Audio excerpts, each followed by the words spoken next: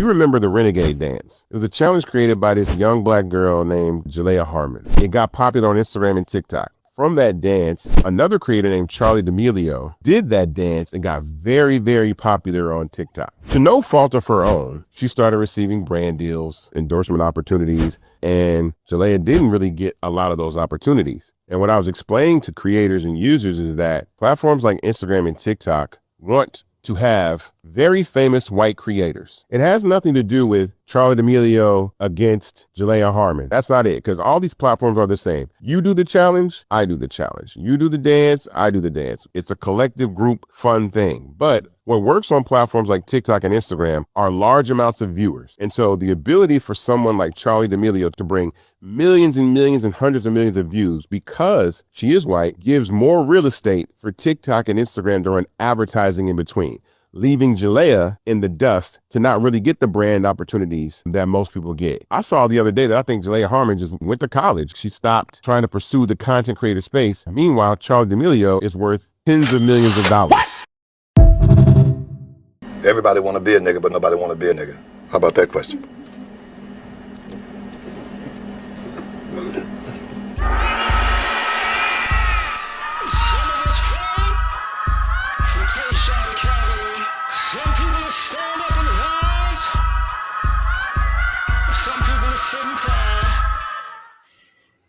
What's happening, fam? L.A.R. movement still moving. Subscriber dies trying. You see the thumbnail. More importantly, you saw the clip. Is the algorithm racist? Now, part of what Isaac Hayes was it the third? I forget if it's, but it's Isaac Hayes' son. Part of what he's saying is absolutely true because if you notice on social media, what goes viral, and just in America, okay, you could say white America is the biggest population in America, but you can also in white America do a whole lot less and get a whole lot further or farther. And this is also the thing in social media. I've seen it on YouTube. I've been making content for over a decade. And I remember when you can see that pages views were purposely stumped down, and things changed over the years. Like I remember a person could have 100 comments in 30 views, and it'd be like 100 different people. And it's like, what is this? What's going on? And I was talking to a friend of mine today about that. I said, in my opinion, the algorithm is kind of is interesting because I think it pushes people's views to somebody else. Now, can I say that unequivocally? No, I can't. But this idea that if you follow the instructions and you do what everybody else does, that you was going to get a fair shot in social media, regardless of race, that's not true. And I've talked about this before, you got to fit a certain stereotype and talk about certain things to get to go viral. Let's just say that. And if you're black, you got to fit into a certain stereotype that makes white America comfortable with you, or fit into a certain stereotype of, let's just say, sexual fetish, for that thing, or a stereotype of it's still a stereotype of stupid behavior. If you do something stupid, somehow the algorithm finds it. Somehow it just manages to pop up, and people will go, "Oh yeah, but this person did this, and this person did that, and this person did this." No, even excuse me, even the late great Kevin Samuels, he was going viral on World Star, and that was driving the traffic to YouTube, because when YouTube puts you in a certain box, it's really hard to get out of it. Now you can ride certain waves out of the box that you might be put in, but in a general sense, the algorithm comes off as biased. And the reason I say that is because now it's become a global thing, and you start looking and you start seeing, what people are watching. Because in some ways, you could say, hey, if you're not fitting what people are gravitating to, then that's a you problem, and that's true. Like if you're trying to grow your content, that's absolutely true. The issue becomes when you make content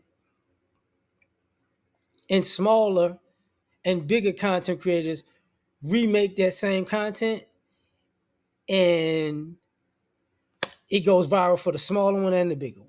That's the problem. And also, is the algorithm bias? You should be able to ride the waves of, let's just say, current events. So, which is a way to grow your channel. Like if something happens, you ride the current event, hit you to the current event. But if you've ever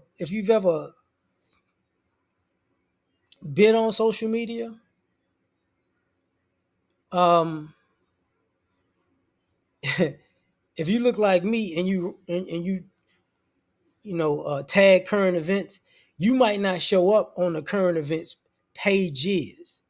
If they have 5 pages, your video might not be there. You get what I'm saying? So is the algorithm biased? Yeah, absolutely. You know, and the other thing is sometimes you got to pay for your subscribers. That's why they had all of these partnerships, because you can pay somebody to, I don't know if you still can do it, I don't know, but the people used to say, hey man, if you get with our partnership, we can up your views, up your um, exposure, for an extended period of time. Just give us access to a certain percentage of your monthly earnings, right? And people did that to grow their channels too. People were like, okay, this person take 15, 20, 40, 50%, and so my channel grows. And that's happened before. You even with the hold up, let me finish that thought first. Because of stuff like that, that's why you had people who went from small channels to huge channels in a relatively small amount of time when they were making content. And you had people who put out consistent content and they just couldn't reach a threshold. So in my mind, I'm like, okay, if this person works with this, has this partnership, and their channel grows, who's to say that these partnerships didn't squelch certain other channels?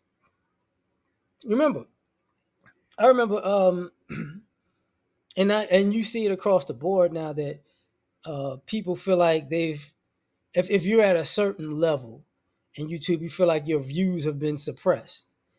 And is some of it conspiracy theory? Yeah. And is some of it true? Yeah. It was to the point where I remember the what was it, the transgender, I don't know if it was a girl or a guy, I forget, went to YouTube and shot up the place.